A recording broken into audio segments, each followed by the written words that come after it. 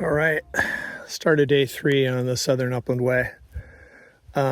Leaving Beehive, Bothy, and heading today towards a campsite at Glentrool, like a commercial campsite. So there will be showers and nicer facilities than the Beehive had to offer.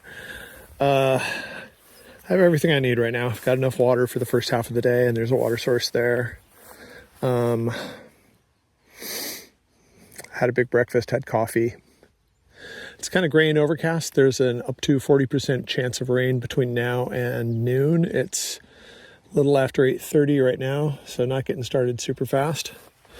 One thing about trips like this is no matter how much backpacking you've done, it takes a while to get in the habit to like have things just clicking on reflex. So I was moving kind of slow this morning. Tented over there. It rained a tiny bit, but not so much that my tent was wet, just a few drops. The main thing that slowed me down was the midges, which were horrible. When I looked outside my tent, the outside of the tent was just coated with these little midges that bite you and make you unhappy. So had to do all that, like unpack my tent and move all my stuff around and make breakfast and filter some more water and do all that. So I wasn't doing it as efficiently as I might, but onward. Today, I think about 13 miles, but I was wrong yesterday. Yesterday I thought would be 16 and it was 14 and a half. So we'll see what today is. I'm assuming it will be around 13, a little bit shorter. There's one steep climb in the morning coming up, and after that there really isn't. It's much flatter.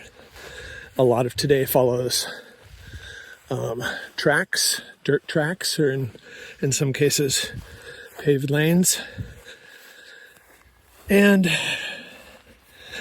it will bring me to the edge of the bigger mountains here. In fact, the biggest mountains in southern Scotland, in the area of Glentrool. So let's get this party started.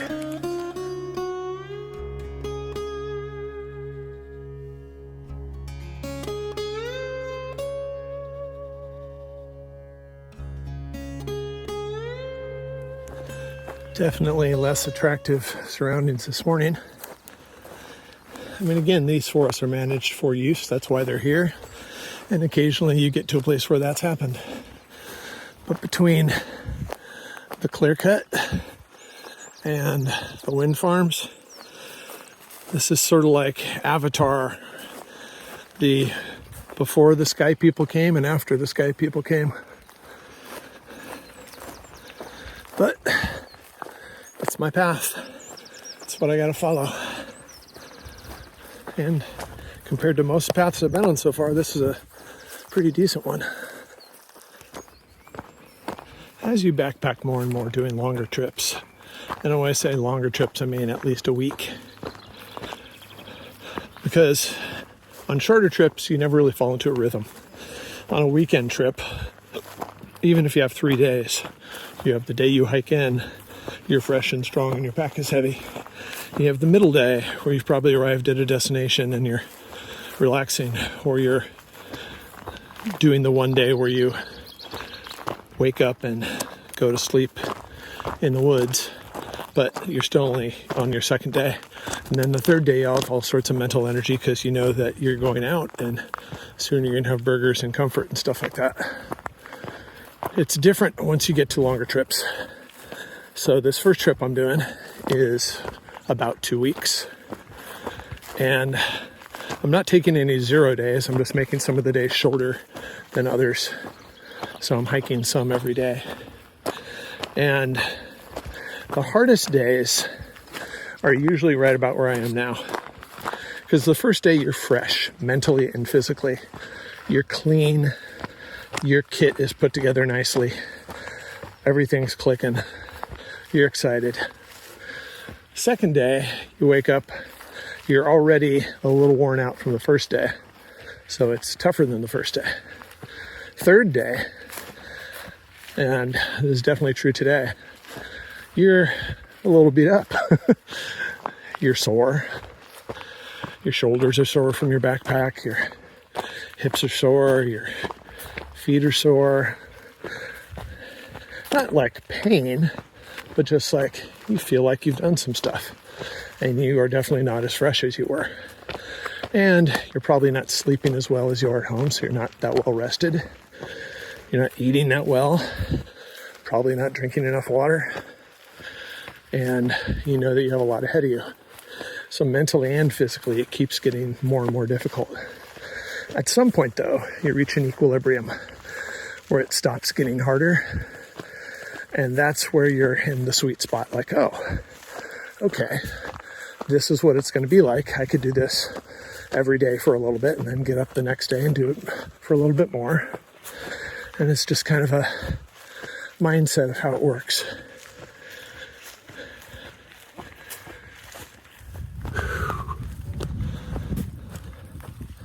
Pardon the hard breathing. That was a bit of a huffer coming up.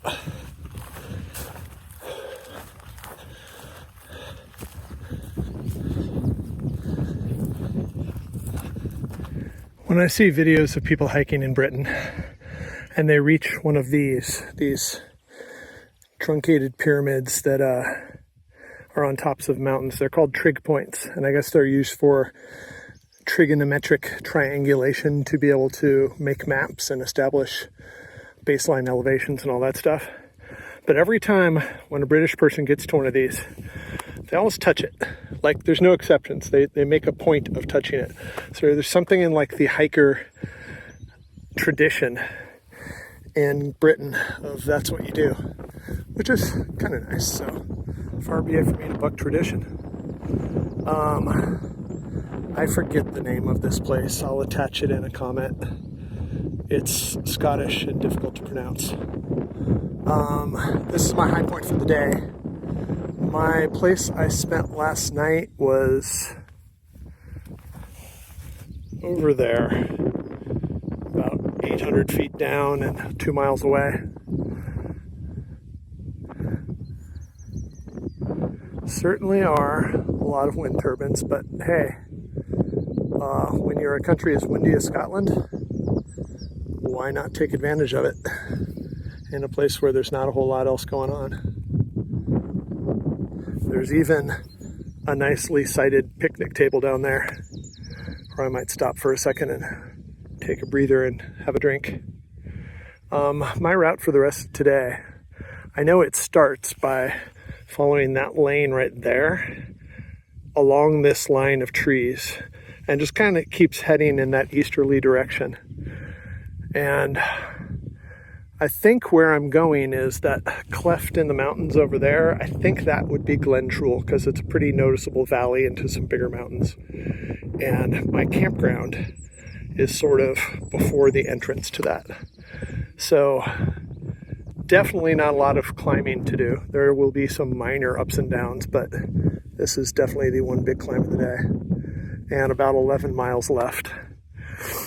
So my goal is to take it easy, but also when I'm on the lanes, make good time, because so much of what I've been doing has been slow. I want to make good time when I can. All right, time for a bit of a sit down and a drink. One thing I just noticed going past a recent cut here is that these trees are incredibly fast growing. Look how far apart those growth rings are there. I only counted 19 rings, and that's a tree that's, 18 inches in diameter? So it's growing to that size in 20 years. Goodness. All right, just finished the steep descent from Craigarry Fell. That was the name of that high point there. And I'm down on this forestry track, which I will be following for quite a while. And it might be less inspiring than a trail through the woods, but like I said yesterday, I like having a mix. And right now I could definitely use with some easy, straightforward, don't need to worry about navigation kind of miles. Kind of trail where I can maintain 3.3 miles per hour for several hours and put some time in. Because it's a short day and because I have this surface to walk on that's going to let me move quickly, I would love to get to my campsite kind of early in the day so I can use the afternoon as sort of a little rest break. And that's kind of what I look for since I'm not taking any days off. I'm looking for parts of days where I can rest, short days, either late mornings or early afternoons, where I can take advantage of things.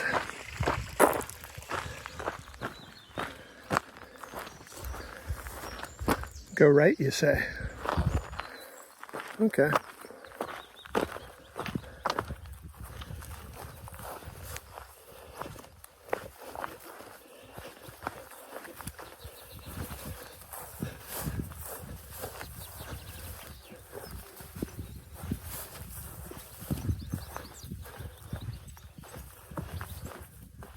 Another curiosity about Britain is every place has a name, even if it's just an individual farm.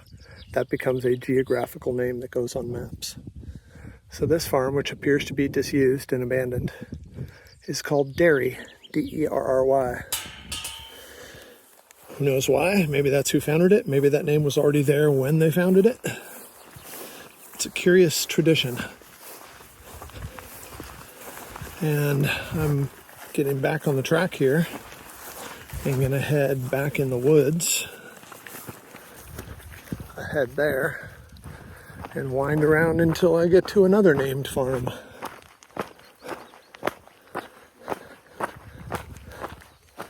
Well, the lane is paved at this point, although from the chunks missing out of it and the grass growing in the middle, it's pretty obvious that it's been a long time since anyone considered this important enough to maintain. Although there are some signs of getting closer to civilization. Around the corner is going to be the next farm, Pole Bay. And then not long after that, there's an increasing number of farms, and that just kind of continues as the road goes on. So it's going to become more civilized. In a couple of 3 miles, there's a place called Waterside, where the residents there have put up a sign allowing Southern Upland Way hikers to come in and get water. So I'm going to do that there and see if I can make that my midday break.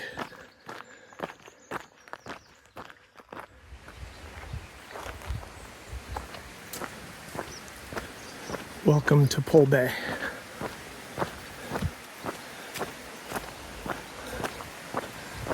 Hi, horses. Lovely little weird spot.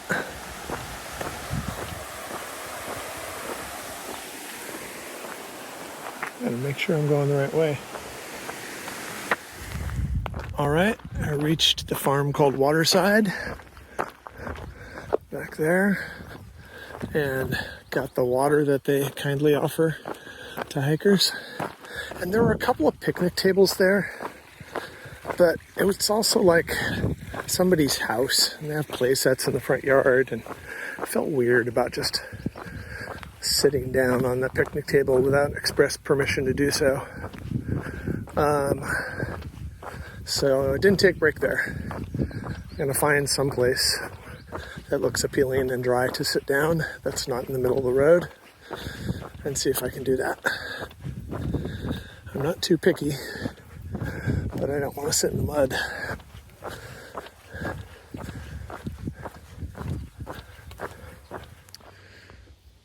About 7 miles in and taking my one break for the day.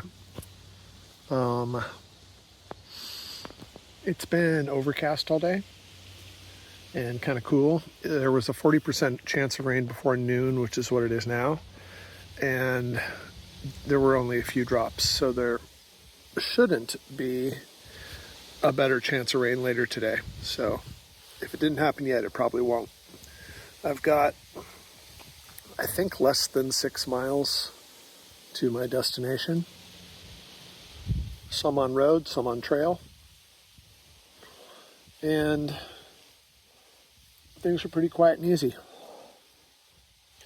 I'm just resting because didn't get a great night of sleep last night and I'm pretty tired. So just giving myself a chance to be lazy for a bit since I don't have a long day and I'm making good time. That's about it. All right, that rest definitely helped. Wasn't a glorious rest spot. Sitting in the cinders leaning against a large rock next to the road, but it worked. I'm gonna follow this road maybe a mile more. I meet a larger road and I get to a little village called No. And from there, it's mostly trail with about a mile and a half of, no, it's mostly trail. Pretty much the whole way to the campsite. I'm at 7.5 right now, so I should have, I don't know, 5.5 to the campsite, which is a couple of hours.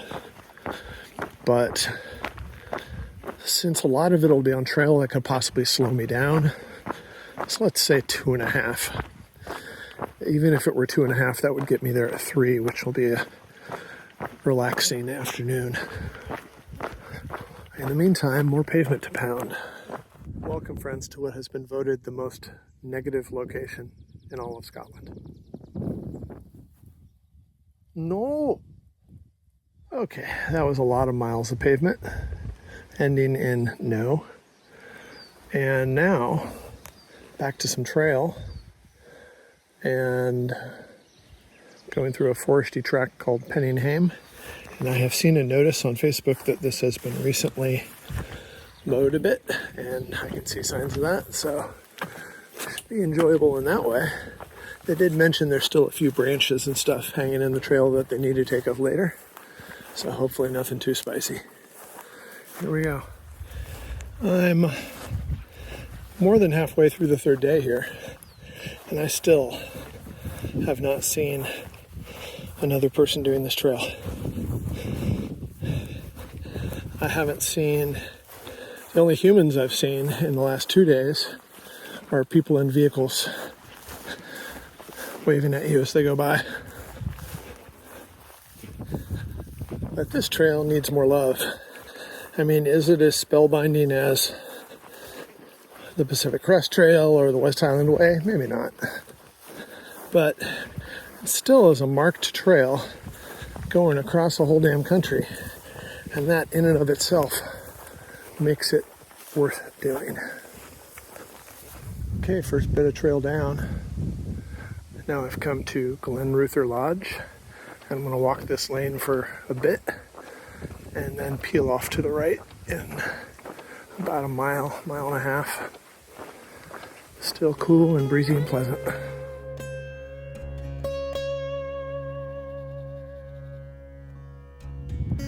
Loch Ochiltree. Beautiful. No idea if it's natural or not. Haven't really investigated carefully on the map. And right next to it, this way, the hill of Ochiltree. Time to go touch another trig point. Getting a better look at the hills and mountains in the Glentrool area. I'm just going to be crossing these low hills, going down into the valley, and somewhere in there is where my campsite will be. This trail is not quite like the last trail. In fact, let's put trail in air quotes. It's the merest suggestion of a path between far separated signposts, and you're just beating your way through the swampy, cow poop infested mud towards that next signpost. Oh my goodness. Like I said, there are times when you pay the price, and this is one of those times. Where's the dry way around this bad boy? All right, let's do this. Well, that descent from the hill of Ochiltree might tie the stretch of blowdowns for the worst bit of trail so far. Muddy the entire time for like a mile. Like unavoidable mud and puddles. And churned into oblivion by cow hooves.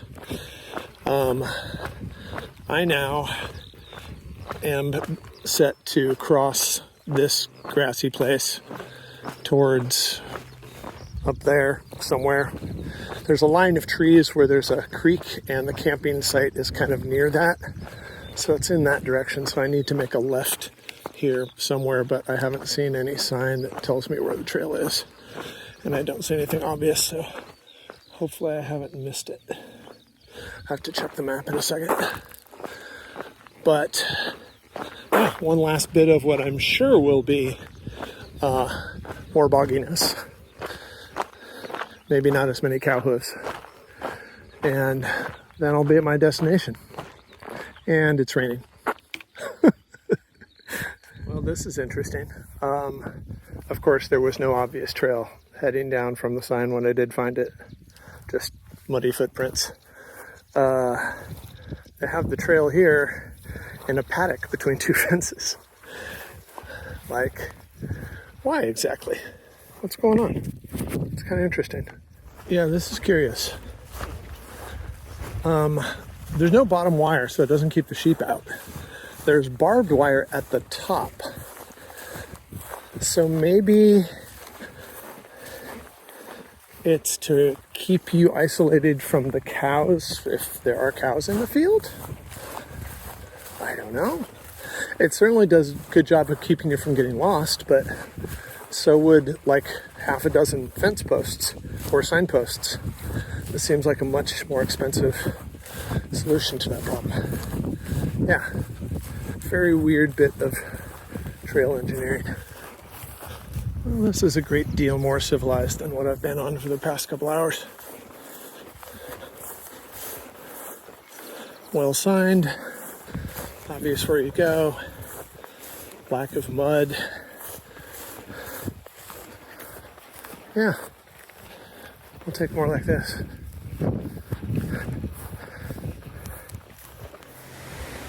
All right, I've reached Bargrennan.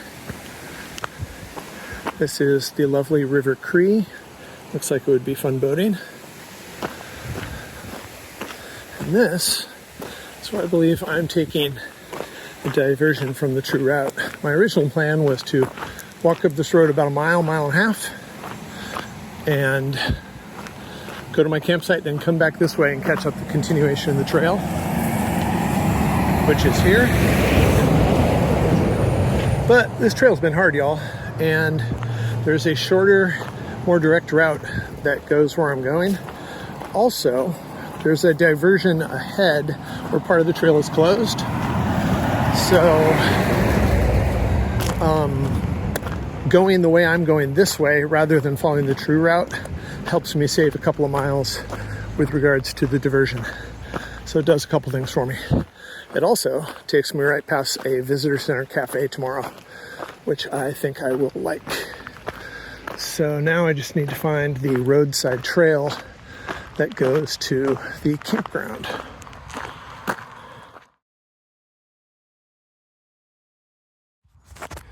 Well, I've arrived at the Glentrool campsite. It's a weird place. I'm like surprised it's in business. There's some car camping spots up there, basically in a gravel parking lot. There's tenting up here on the grass. And then there's a bunch of like holiday homes that there's aggressive signage that they would like you to buy. And the reception itself is like locked, and if you ring the bell, someone will come to it. Went in there to check in.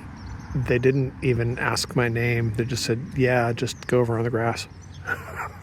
Okay. And the shower was very nice, but the reception office, sometimes places like that will have like a cooler with drinks in it and stuff like that. They did. The only thing the cooler had in it was something I never ever drink, but something cold, anything cold, sounded good. So I'm giving this a try. Might wake me up a little bit to give me some energy to do my afternoon chores and make dinner and that kind of stuff. Yeah, interesting place.